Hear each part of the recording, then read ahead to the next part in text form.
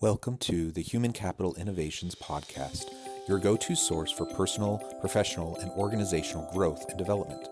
We hope you tune in often for all things people management, organizational development and change, organizational leadership, and social impact related. Maximize your personal and organizational potential with Human Capital Innovations Podcast.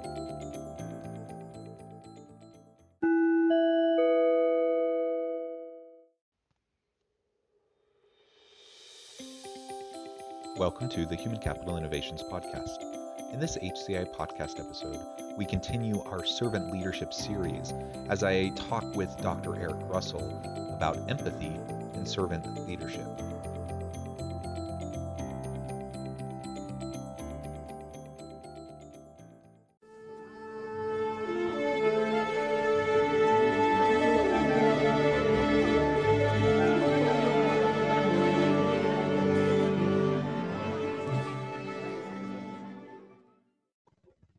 Dr. Eric Russell, welcome back to the Human Capital Innovations Podcast. Thank you. Great to be here. It's great to be back with you again. We were meeting every week over the summer for our servant leadership series. And then as we got into the beginning of the academic year and things got busy, we started to stagger these out a little bit further. So it's probably been about a month since the last one that we did. But I'm grateful, to have the chance to sit down with you again and continue to explore different aspects and facets of servant leadership and how important that is within organizations. We were discussing before hitting record in our pre-interview that today we wanted to focus on empathy in servant leadership. And we were just talking about how important that is during this current context that we happen to be in. Before we launch into our conversation, though, I thought I would just do a really quick introduction for anyone who may not have caught previous episodes in our servant leadership series.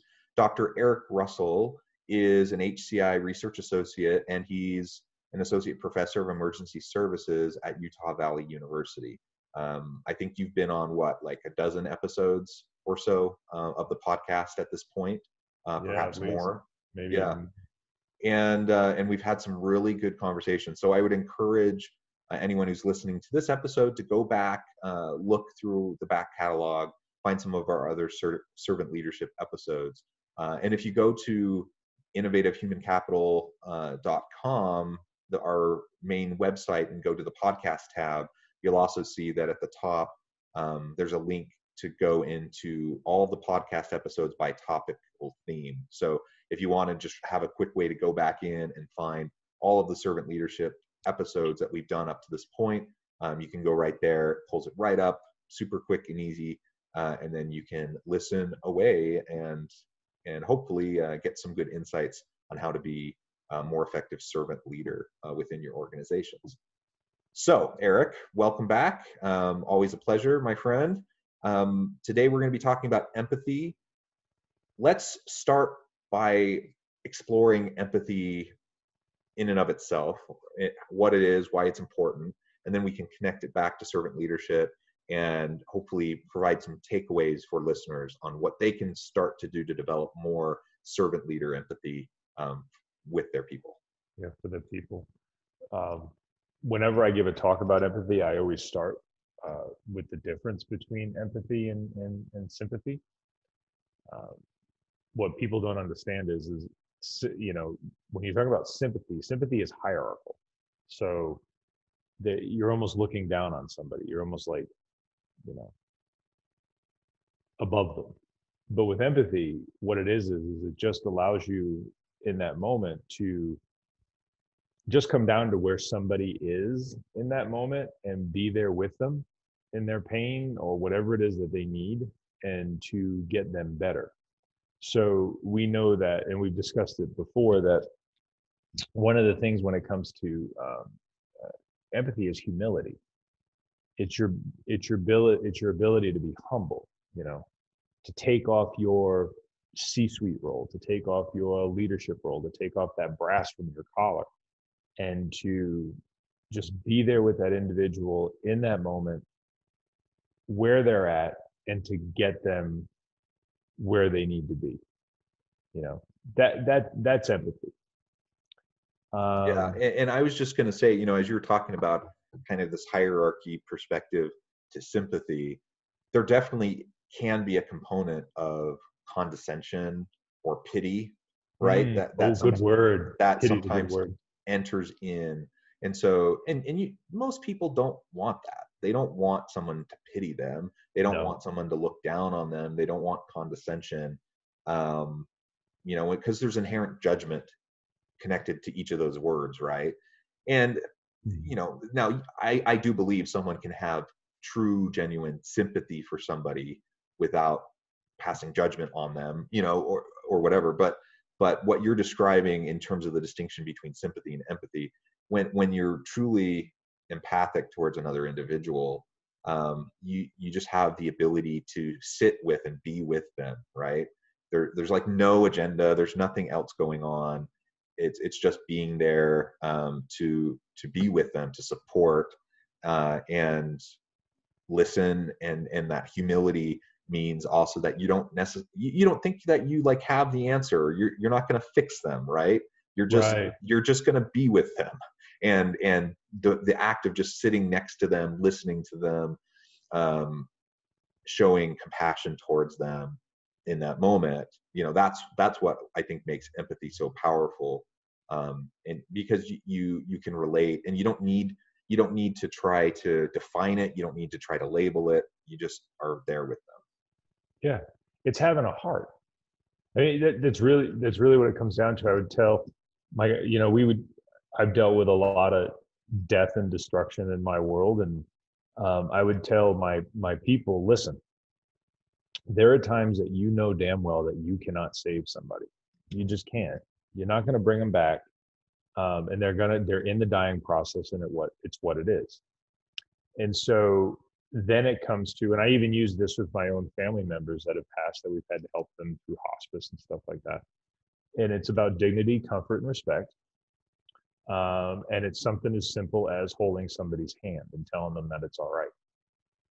It's you have to, in order to be empathetic, you have to let down your armor. And for responders and military, it's very difficult to sometimes do that, because we also know that our armor is our protective mechanism.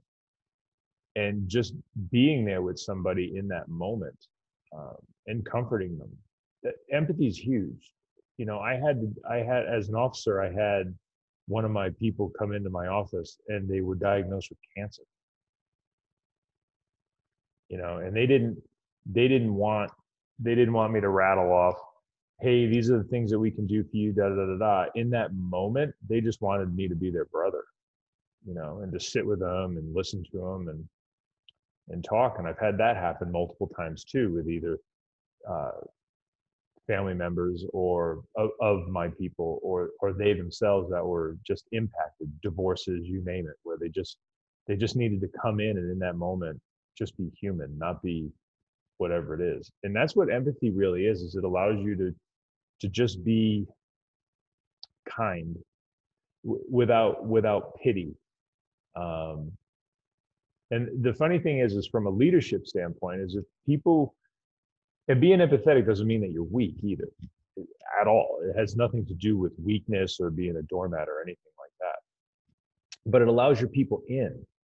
And what happens is in that, you actually gain trust from your people, because your people now realize that you are a listener, you are humble enough for them to come in and talk to you, and you're empathetic with them. And you actually, ironically, it's completely selfish to be empathetic to other people, because you end up gaining power, as a gift.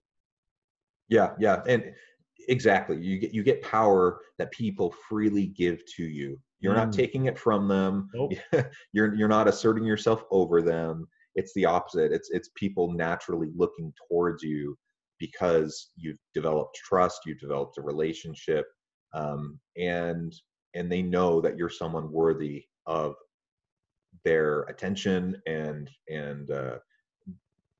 allowing you to lead out, to help give direction to them, right? And so I agree. I think empathy, um, it is ironic. There's so many ironies, I think, in leadership and just in living the good life.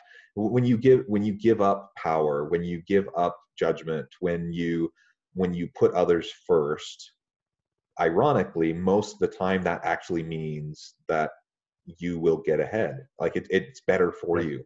And in terms of leadership, you will be a more powerful leader because you'll not only have position power that comes from your role in the hierarchy, but you'll have interpersonal power. You'll have the trust and the commitment from your people to drive much greater success than you would otherwise have. And it just comes through the simple act of being with somebody. And that's one of the things I think that it's great about empathy is I reflect back on points in my life where I feel like I've actually done a pretty decent job of showing empathy, and I contrast that with times where I haven't done such a great job. And in those times where I think I've done a really good job, I remember feeling pressure because I'm like, what am I going to do to help this person? Mhm. And I was nervous about it. Like, I don't know what to do. I don't know how to help. And because of me feeling a little bit lost and not knowing what to do, but knowing they needed to know that I was there to support them, I literally had no agenda. I had no idea what I could even make as an agenda. And so I just showed up to be with them. And that's exactly what they needed. And those are the times where I think I've been able to show the greatest empathy. And that's really helped impact people. In contrasting that, other times, even when I had really good intentions, where I see a problem, I see someone hurting, and I'm like, okay, I'm going to go be with them. I'm going to help them. But in the back of my mind, I'm thinking, I have a list of ways I can help this person. I'm going to, whether I tell myself I'm going to try to just sit and be with them, I still got this stuff going on in my head about what I'm going to try to do to solve their problem. Right. And inevitably, that ends up not being as good of or as effective as an interaction because people can sense that, right? So I'm not sure what I'm trying to get at exactly, what the answer is on how to show more empathy, but it does come back to humility. It comes back to just having no agenda, not trying to fix people's problems, just being with them and helping them to know that you genuinely care about them. When you do that, you're going to build so much trust and commitment from your people. They're going to look to you. They're going to be willing to speak up. They're going to be willing to push the envelope because they know you're someone who gets it. And for me, that's what it really comes down to.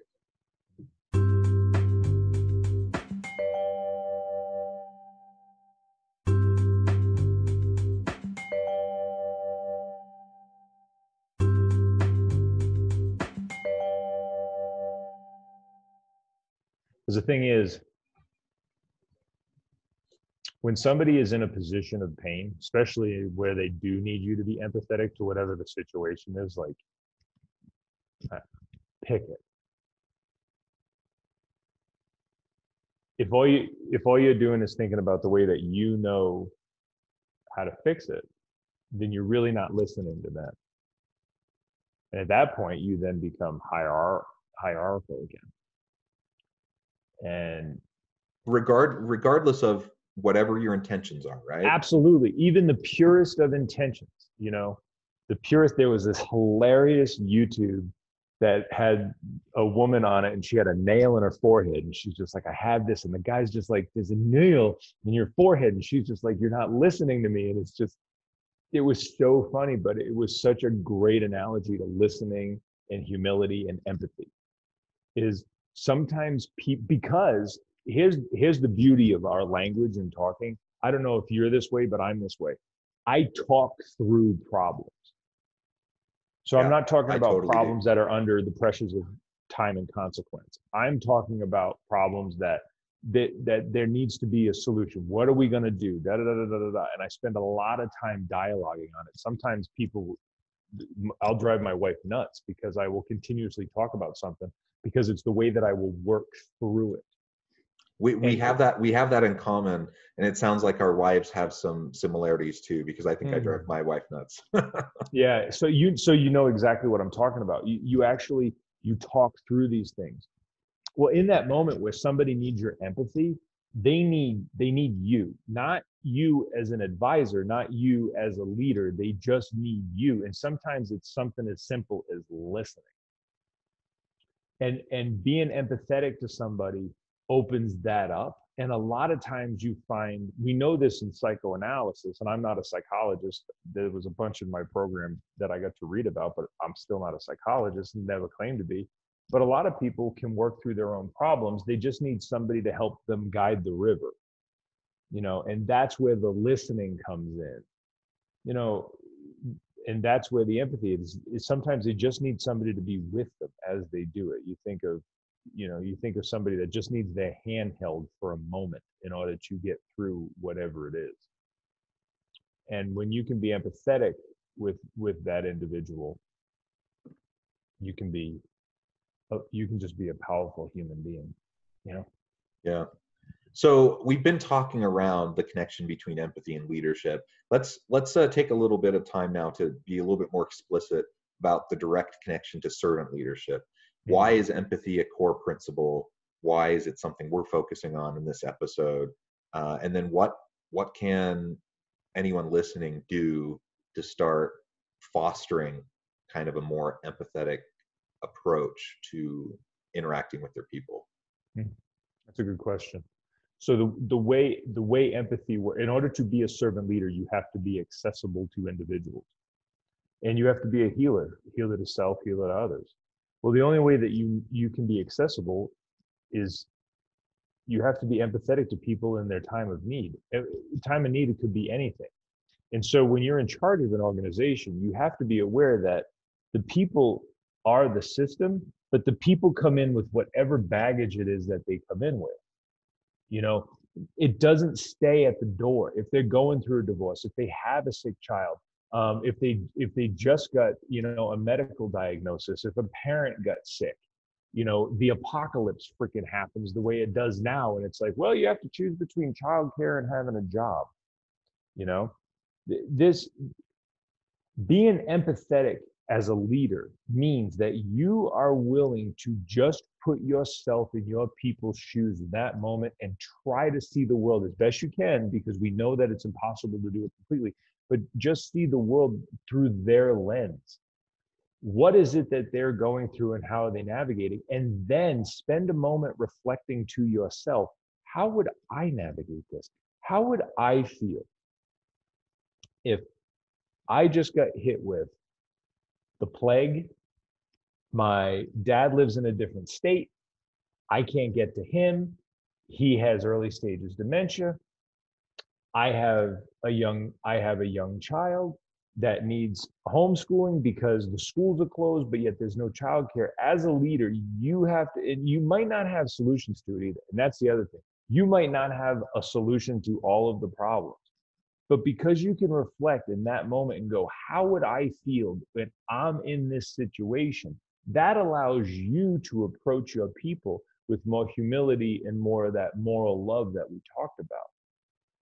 That's how it ties into servant leadership. And the biggest way that you reflect on empathy, that you work on empathy, is reflection. It's reflection of yourself, and it's asking yourself in that moment, how would I want to be treated if I was this individual that's standing in front of me? How would I want to be treated? And I would suggest, what you're saying is the golden rule, and I think that's really important, right? If we can keep that in mind, that can solve a lot of problems in terms of how we interact with people. But sometimes there's a disconnect between kind of what we would hope to see and experience versus what other people might prefer. And so I'm sure you've heard of the platinum rule. Instead of doing unto others as you would have them do unto you, you do unto others as they would have you do unto them, right? So, and that requires you to know them. That requires you to not project yourself onto them, and that's really hard to do because that's just our natural tendency. Very. Okay, so now you go back to what we've discussed before, which is humility. Sometimes the solution for one is not the solution for the other. We do this we like to simplify things. We simplify things in education. We simplify things in medicine. It's always one solution. It's always a drug, not a diet or an exercise or a lifestyle change. It's always, a standardized test, not an option to write or do some kind of creative work or whatever it is. We always, because time is of the essence and it's ticking away on all of us. So we always want to just streamline things, make it simple. Here it is, problem A, solution B. That's it. And the difference between the golden rule and the platinum rule is absolutely true, but that only comes from being a leader that knows your people. Like I've had people work for me on the same team that I had to treat them completely different. Not that I didn't hold them to the same standards, but the way that I would approach them was completely different. Because if I approached one this way versus the other one, they would really take it personal. Where the other one was more like me, where they want you to be absolutely direct, in your face. This is exactly what I expect, da, da, da, da, and then let it go.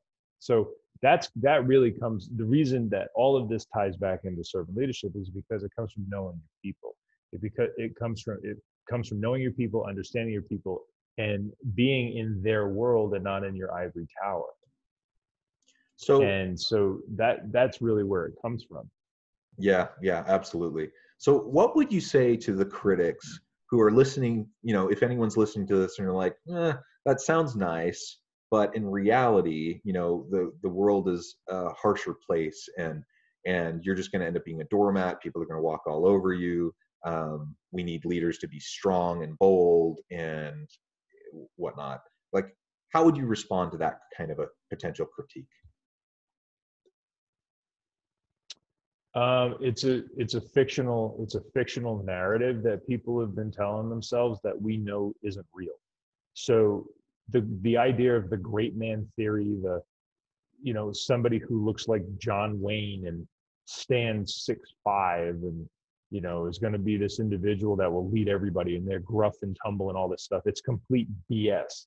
In that reflection that I talk about, you're going to be there one day. You will be the individual on that other side. It's guaranteed. Life is just not this trajectory that goes straight up. There's a down. There's tragedies that happen. And if you don't understand that you're going to be in that place one day, then you don't get it. And another thing is, the people who are still buying into this great man theory of you have to be strong and stoic and all of this stuff, we know it's not true.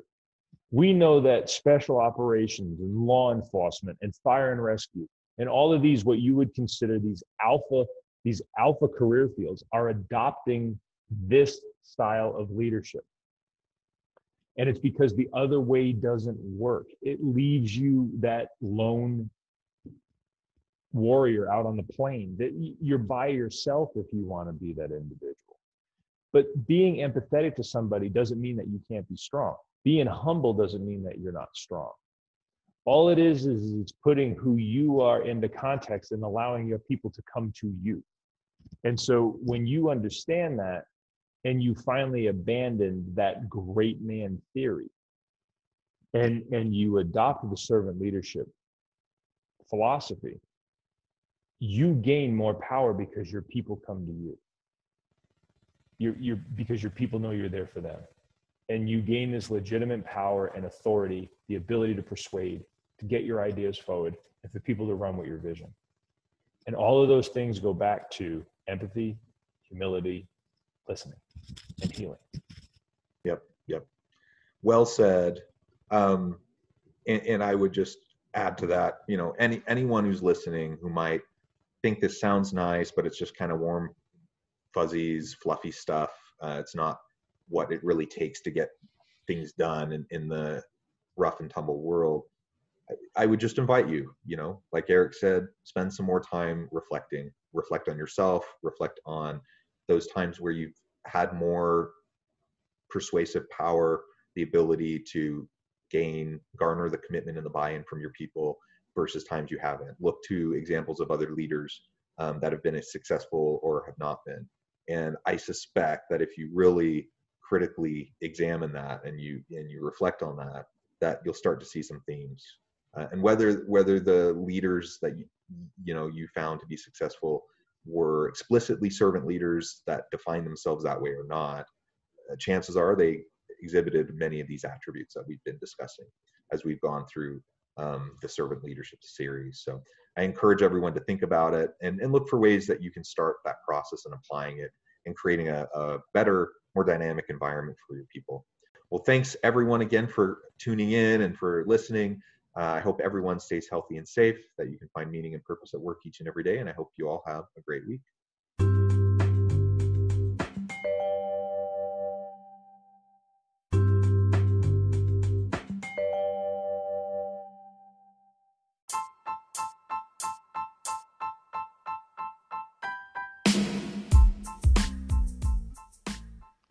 We are excited about the launch of HCI's new magazine, Human Capital Leadership.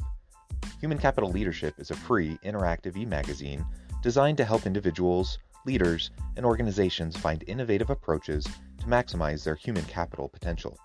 We will be publishing issues quarterly in August, November, February, and May. Check out the first issue and let us know what you think.